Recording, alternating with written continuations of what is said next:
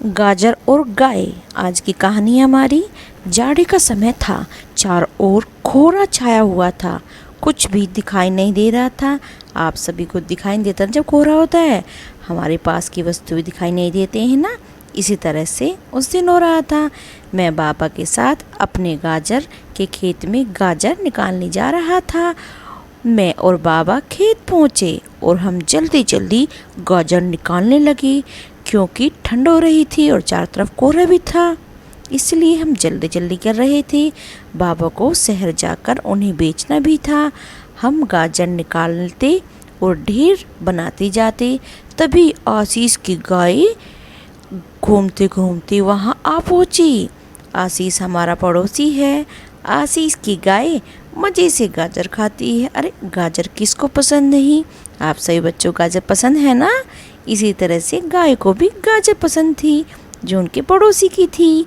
गाय पर तब तक किसी की नज़र नहीं पड़ी थी कि अचानक बाबा पीछे मुड़े और गाय को देखते ही उसे भगाने लगे, क्योंकि गाय गाजर खा रही थी।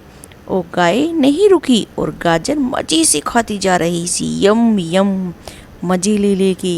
तब बाबा उसे भगाने के लिए उठकर भागे। जैसे ही बाबा उठे, खेत की मेड़ से टकराकर गाजर के ढेर पर जा गिरे। इतने में गाय भाग गई। बाबा के पैर में चोट लग गई। काम खत्म करके बाबा लड़खड़ाते हुए चलने लगे। रास्ते में रुककर बाबा आशीष के घर गए और चिल्लाकर आशीष से बोले, अपनी गाय को संभाल कर खूंटे से बांध कर रखो। आशीष बोला, मेरी गाय को आपके खेत की गाजर बहुत पसंद है, इसलिए वह रोज आपके खेत में चली जाती है। यह सुनकर पहले बाबा मुस्कुराए और फिर बोले, अगर ऐसी बात है तो मैं उसे खुद 2 गाजर रोज दे दिया करूँगा, मगर गाय को खुला मत छोड़ा करो।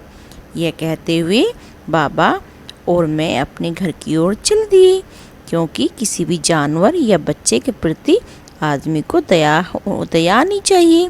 देखा कितना अच्छा है मेरे बाबा। उन्होंने उसको कहा कि गाय को खुला मत छोड़ना, मैं उसको रोज़ 2 गाजर दे दिया करूँगा। इसलिए बच्चों कभी भी अपने दोस्तों की हेल्प करो, ठीक है ना। ओके बच्चों, गुड बाय।